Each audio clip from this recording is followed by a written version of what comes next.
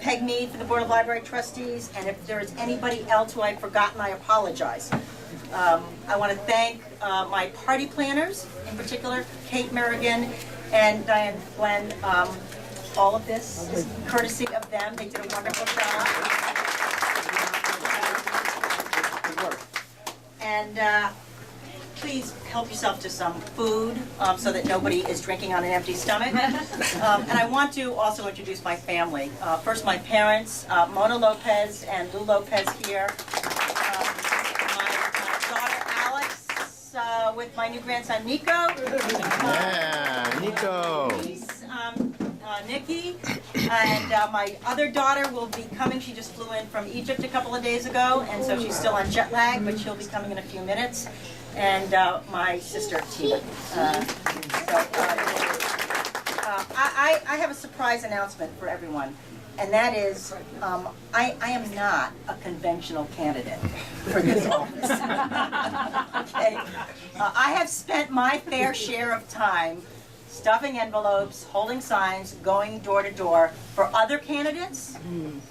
But frankly, my 3 children and a very demanding job made me be someone in the role of candidate staff rather than candidate for all of those years. So no, I am not an expert yet in how local government works. But for most of my professional career, I managed groups of people who were often smarter than me and certainly knew their jobs better than me. I was at Humanetics Corporation. It's a medical device company on 128, big sign across from the South Shore Plaza. I think many of you know it. I was there for 25 years, and in all of those years, I was the chief legal counsel for the worldwide operations, and part of the executive team that grew the business from about $40 million in revenue to close to $1 billion in revenues at the time that I retired. But during all of that time, I worked with extraordinary engineers and doctors who invented products, who saved lives, and literally reinvented, transformed transfusion medicine as we know it. During all of the time that I was chief legal officer, though, the company kept piling on other roles and responsibilities, management-wise. And just about when I thought I could handle one additional role, they piled on another. And it reminded me in some sense of when I was young and I was working full-time and I just about figured out how to manage a full-time job, and that big girl there, when she was his age, along a couple of years later came our son Nick.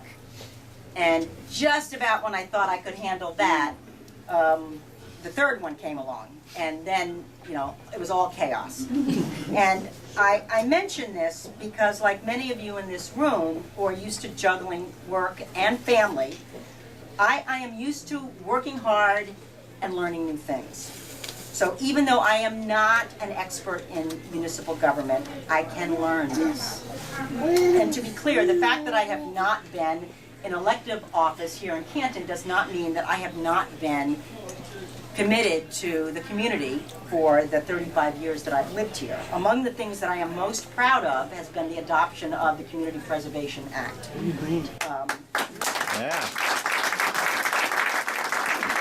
Thank you. Together with many other passionate folks, a number of whom are in this room tonight, I worked very hard to persuade first town meeting and then ultimately on a ballot initiative to pass this very forward-thinking law.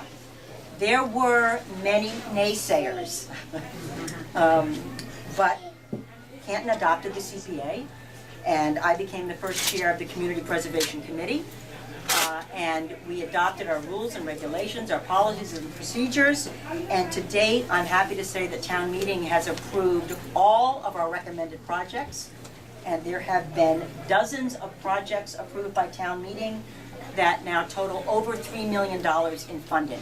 And these projects have been as diverse as new tennis courts at the high school, new playgrounds for our neighborhoods, improvements for our 2 public cemeteries, improvements, safety improvements for our housing, for seniors, for people with disabilities, and for veterans, and preservation of historic structures and artifacts. And of course, our signature CPA project is the purchase of open space that has completely transformed a 40-acre blighted Plymouth rubber site that everybody in this room is familiar with, to what will be a destination public park and museum complex that we will one day call our town green. Yeah. Many people, have made that happen. This project is one of the reasons that I decided to run for the Board of Selectmen. All of us who knew that site beforehand know that without question, it has been a transformation. But make no mistake, there is still plenty of work, there is still plenty of heavy lifting to do on this project before the restaurant that is scheduled to open this summer is going to become a reality.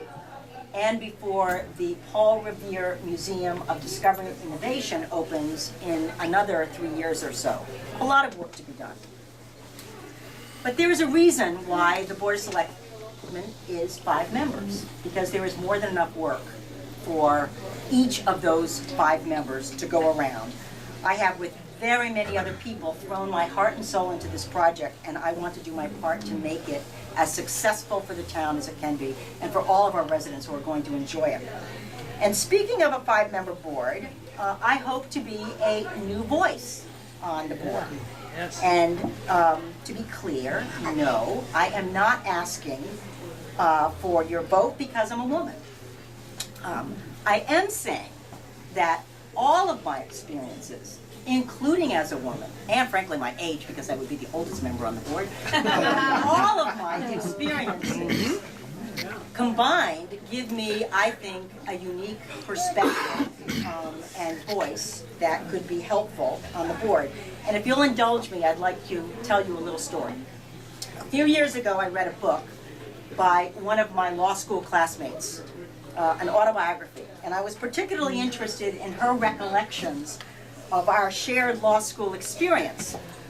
And I couldn't help but laugh when she wrote about the fact that she felt as if she was the mistaken admission and might be discovered as such, because we were, quite frankly, a very small group of women at the law school.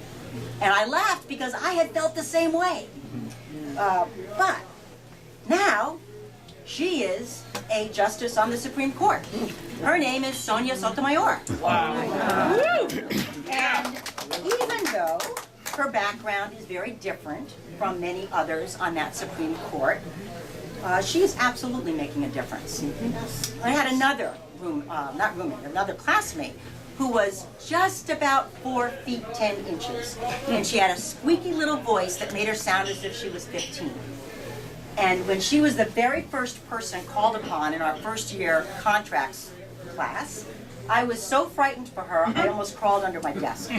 Think Paper Chase for some of you who remember that movie a long time ago. Well, not to worry. She became the dean of the Harvard Law School, and she is now sitting on the board of CBS. And if you don't believe me that the perspective or the difference that somebody can make, she is one of those board members who recently who first fired Moonves, the CEO, and then denied a multi-million-dollar golden parachute for conduct unbecoming a CEO. So my point here is that often a group made up of different perspectives and life experiences leads to better outcomes. Right. So some have asked why I want to take on this role. And frankly, I think it's my turn. And to be clear, I don't mean my turn in the sense of any entitlement. That's up to the voters. I mean it's my turn. My turn to step up and contribute even more. Because this town is blessed with the work of hundreds of people who run for elective office, who volunteer for the schools, for their church, for their synagogue, for the pantry, for Little League, for the beautification of the town, There are so many people who volunteer their time, and I now, in my retirement, have the opportunity to do even more.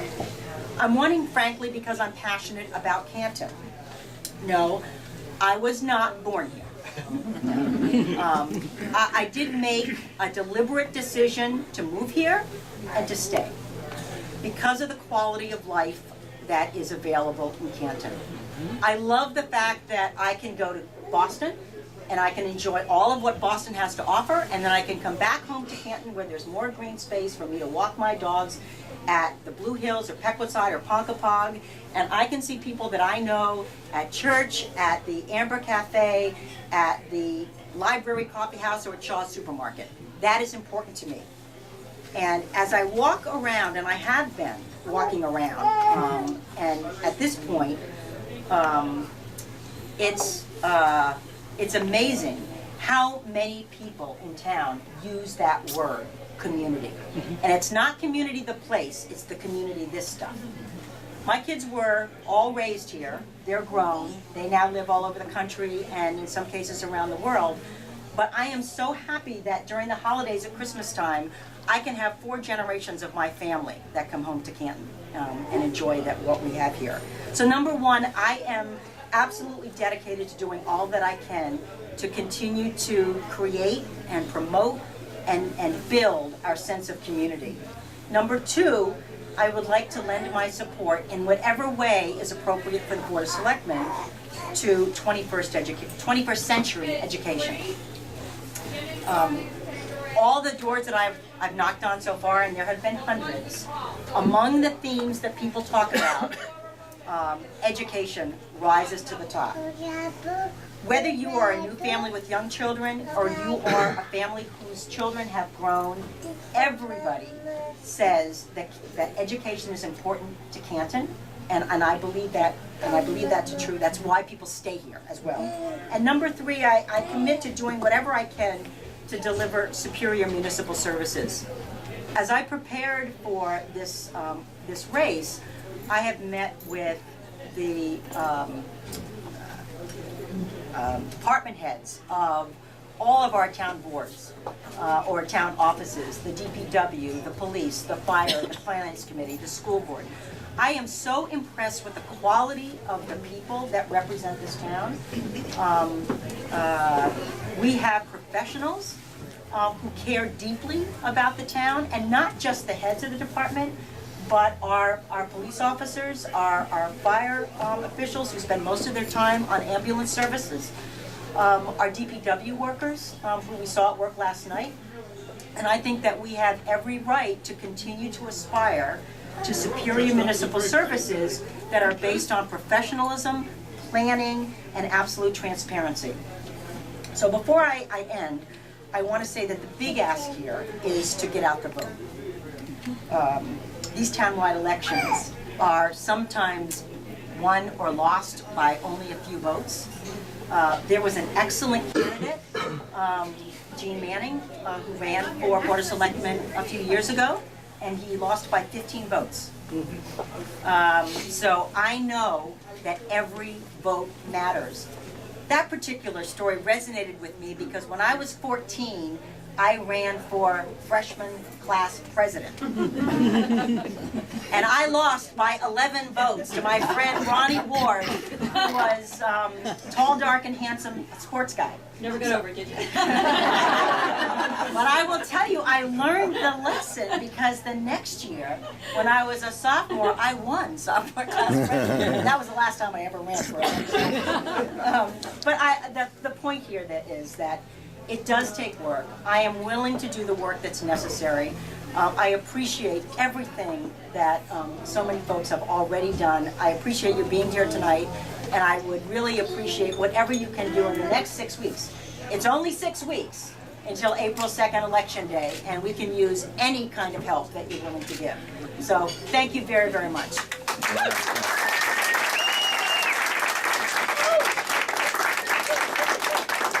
Say something. You gotta pay attention because I can't talk.